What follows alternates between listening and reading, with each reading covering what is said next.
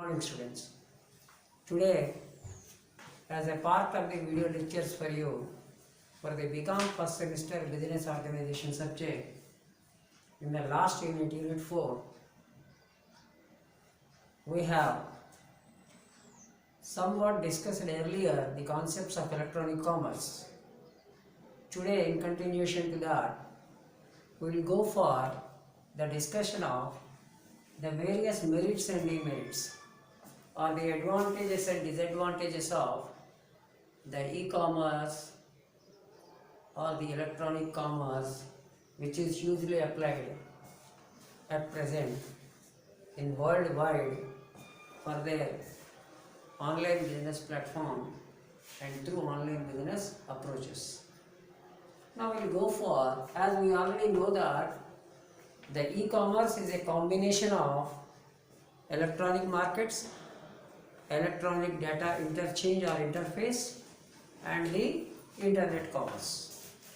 And most of the e-commerce platforms are web-based platforms, and which has replaced the earlier, the traditional general marketing or businesses, as well as the electronic version has created a new horizon in the way it is being renownedly used at present, particularly in the present pandemic era of COVID-19. Now coming to the question of the discussion of the advantages of the electronic commerce or the e-commerce. The first advantage, as we are all experiencing, the transactions can be of either irrespective of the time and irrespective of the place. You can book an order, you can go for searching of the goods and services, whatever you want, through your online platform using the internet, or sometimes using the specialized apps of the respective business firms like Amazon, Snapdeal, like that. Anywhere, anytime transaction, 24/7, 365 days. There is no question of closing the shop or opening the shop. The time has now become a redundant now, and now anywhere, anytime transactions are possible, 24/7 into 365 days. The problem of closing the shop or weekly holiday or the closure of the markets or the problem of the lockdown, such type of things may not be affecting the internet commerce or the e-commerce. Henceforth, these are the anywhere, anytime transactions that has created more feasibility and freedom on the part of the buyers or the customers to view into the platform and then purchase them. Apart from that, they have a variety of products and variety of trading choices. You can go for Amazon, you can go for Snapdeal, or you can go for Myntra or any other e-commerce platform. You have n number of choices. In the case of transportation on the bus services, you can go for the redbus.com, abibus.com, or IRCTC, or so on and so forth. So like that, you have n number of options, n number of platforms are available, and the customer choice and the customer sovereignty has been integrated across the e-commerce platforms, and there is a full choice and full freedom on the part of the buyer or the purchaser to venture into and to book an order for a product, either a service or a product or a good. So the trade of variety of products. Apart from that, a huge extravaganza of the goods and services are being placed across the online platforms in their respective e-commerce platforms. Henceforth, the customers or the buyers do have a huge variety of choices with different qualities, different prices, different quantities, and even sometimes a combination of different qualities and quantities also, and huge discounts are being offered, and there is a definite change in the price also when the same product is purchased in a physical form from a shop or even on the online platform. So these are all some of the benefits, and the next one is there are very cheaper costs or low costs are possible, because the fixed expenditure or the physical processing expenditures may not take place. Because of that, the cost of the product or the price of the product, you can see that there is a huge difference. Next one, the order processing costs are highly reduced because it is online and there is no middleman, there are no commissions, there is no stocking points at the wholesalers and retailers. Henceforth, the order processing costs are very little or sometimes zero or no order processing costs. Henceforth, the availability of a product for a particular customer and the price related to that is also very much minimized. The next one is electronic fund transfer, EFT. The buyers do not have any physical contact and they cannot go for physical payment of the money. Henceforth, they can go for electronic fund transfer. Some of the e-platform organizing companies, they are also offering the payment of money when once the parcel is received or the consignment is received. That is what? Pay after the receive of the particular product.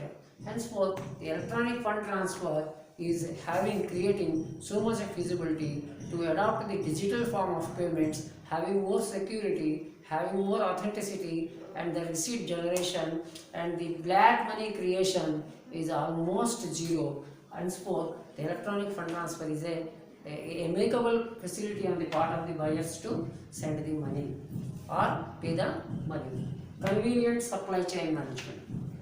Starting from the manufacturer end to the customer end, the supply chain is effectively managed and there is a particular time period allotted for each and every area of the function which is going to take place under the supply chain management, and almost all the supply chain managements are electronically being controlled and monitored. So the e-supply chain management has become a very important thing, and the transaction cycle has reduced alarmingly, and the products are possible to reach the customer or the buyer at the earliest with no problem on the part of the time consumption.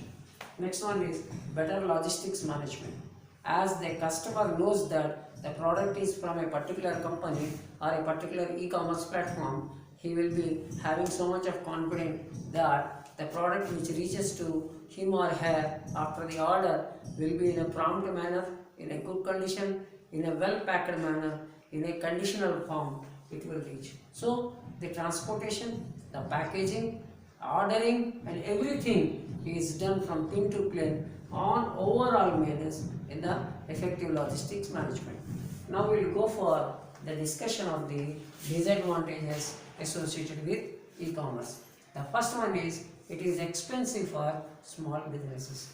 Huge companies, huge investments and huge business experience oriented companies, national and international level or global level companies, for them the e-commerce is a very much suitable form because they have globalized way of customers and globalized access. But in the case of very minute businesses, micro businesses and very small businesses or petty businesses, it is not suitable, and the e-commerce is not that much of easily approachable and manageable for those small business firms. Henceforth, it is not suitable mostly to the small business organization because it is highly expensive, it is highly technical expenditure is involved in that. Henceforth, the expenses is concerned, it may not be bearable by the small business firms. Next one is privacy of e-transactions is not guaranteed. Generally, most of the transaction from order placement point to the payment point, both are on e-platforms.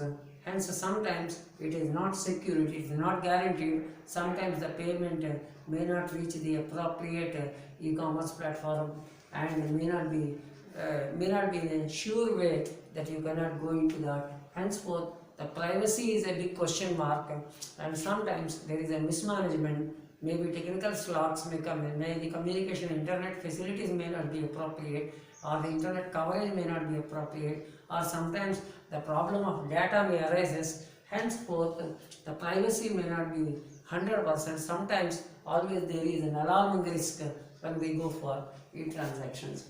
Next, depersonalized shopping experience.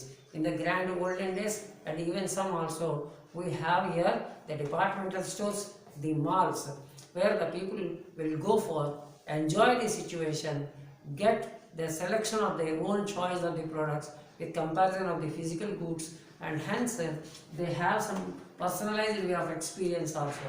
But in the case of the e-shopping or the e-commerce, e-marketing, the personalized shopping experiences have been mooted out, and whatever they are available on the website through the web platforms only, they have to physically verify the product in a digital manner, and they have to satisfy or they have to order. Sometimes this may cause some dissatisfaction among the buyers also, though, because they do not have the personalized way of feasibility to select the product by seeing with their own hands, touching with their own hands, and seeing with their own eyes.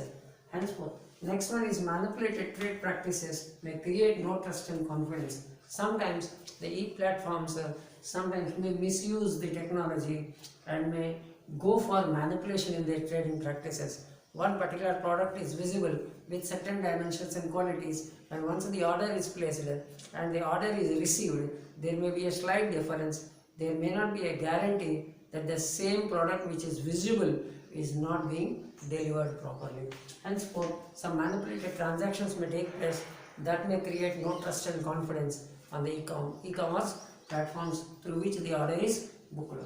Hacking may arise. This is one another problem, because the entire operation is an electronic version, and the hackers may enter into the websites and steal the data, or may hack the amounts which have been transferred from the customer end to the seller end. And hacking may arise. Sometimes the mirroring of the websites may take place, and because of that the customers may be in a dilemma, or sometimes the customers may choose a wrong platform, and that may lead to huge loss both on the part of the customer as well as the buyer or the seller or the e-platform manager. Next one is fraudulent practices. Sometimes knowingly or unknowingly some fraudulent practices may take place, and most of the times the misutilization of the digital version may lead to go for fraudulent practices, and the way the products are visible, the way the products qualities are specified on the website may not be appropriately being delivered when once the order is placed, and after that there is a huge dilemma on the part of the customer whether to adopt it or not to adopt it. Henceforth, the fraudulent practices may also create a problem on the part of the customer. Next one, these technical slacks may disrupt the state. As we know that it is an electronic platform, there is a requirement of continuous connectivity, continuous data inflow, and continuous processing. If any point of time there is a barrier in the electronic communication system or the process of communication system, the technical slacks may arise, and because of that the trade is disrupted, and there is a huge dissatisfaction or a ambiguity on the part of the customer that may result into avoiding the trade completely from the e-commerce platform. With these disadvantages and advantages which are associated with the e-commerce platform, we may generally come to a conclusion that, well, once everything goes right, e-commerce is the most beneficial system on the part of the trade and commerce to the electronic version. Otherwise, there is a big problem on the part of managing the e-commerce websites and the e-commerce platforms. Thank you very much for today, and we will go for the discussion of e-business in the next class. Thank you.